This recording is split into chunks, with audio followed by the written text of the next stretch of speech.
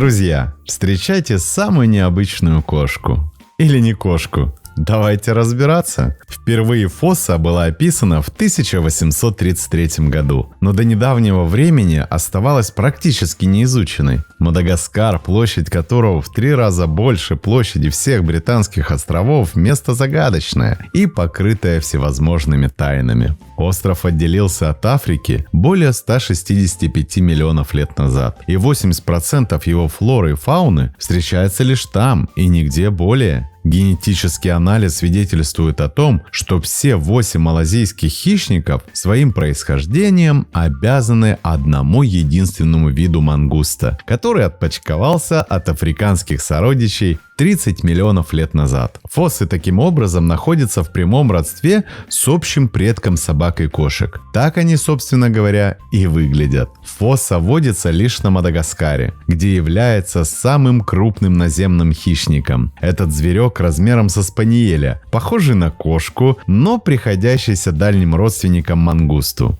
Представьте себе помесь пумы с гигантской выдрой, которая прыгает с ветки на ветку, подобно белке, и вы получите почти точный портрет. Название фоса происходит от малагасийского слова и произносится с долгим «о». Недоразумение начинается уже с названия этого животного. Латинское имя фосы уже начинает вводить людей в заблуждение, потому что под латинским именем фоса фасана благополучно живет совершенно другой мадагаскарский зверь, дальний родственник фосы – фаналука или фаналока, похожий на помесь лисы с кабанчиком. Не просто и систематикой. Долгое время фосу причисляли к кошачьим. Она и вправду похожа на кошку. Круглые глаза, усатая мордочка. А еще фоса умеет по-кошачьи втягивать когти. Много и охотно лазает по деревьям. И даже голос имеет практически кошачий. Да еще и мурлыкать умеет. Но все же она не кошка. Состоит фоса в родстве и с виверовыми, и с мангустами. После долгих дебатов в 2000 году ученые наконец определились и отнесли нашу необычную красавицу к мадагаскарским виверовым.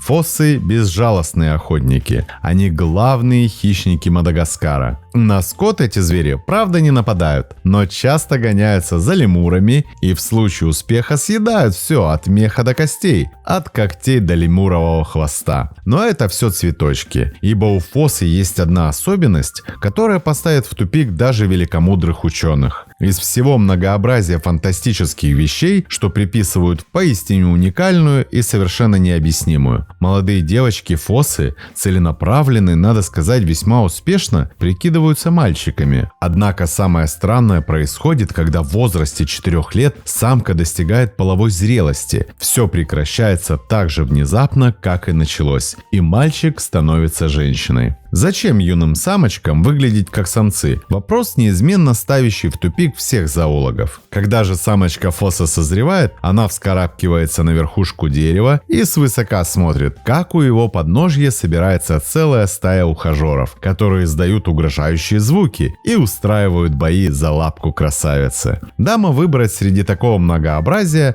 никак не может, поэтому любит сразу нескольких мужей в течение недели, после чего у нее рождается 2-4 фасенка. Малыши рождаются слепыми, со светло-серой шерсткой. Глаза маленьких фос открываются через 12-14 дней. Где-то на 40-й день потомство начинает потихоньку покидать нору, а спустя 60 после рождения уже вовсю прыгает по веткам. Самцы в воспитании детенышей не участвуют. Самки кормят малышей примерно 4 месяца. При этом те же уже вовсю едят мясо. Примерно через год и 8 месяцев у потомства наступает половое созревание. Но максимального расцвета сил мадагаскарские львы достигают к своему 4-летию. Однако все эти пикантные особенности не последние в закромах фосы. Леди имеет специальные железы и способна издавать отвратительный запах, почти как скунс. Местные жители даже на полном серьезе уверяют, что фоса способна этим запахом убивать мелкую добычу. Впрочем, местные жители и не такие гадости про бедную фосу рассказывают. Мадагаскарцы испытывают испытывают перед фоссой глубокий страх, а чаще идущий из народных преданий о не так давно вымершем родственнике, достигавших размеров тигра. Родители пугают своих малышей страшилками, как фоссы крадут непослушных деток. А еще не любят фоссу, потому что она неравнодушна к курочкам. И эта жадность аборигенов, не готовых поделиться с фоссой курятинкой, очень дорого стоит мадагаскарской красотке. Ее численность сокращается с каждым годом. Сейчас популяция фосс насчитывает всего примерно 2500 особей. В неволе фоссы доживают до 20 лет.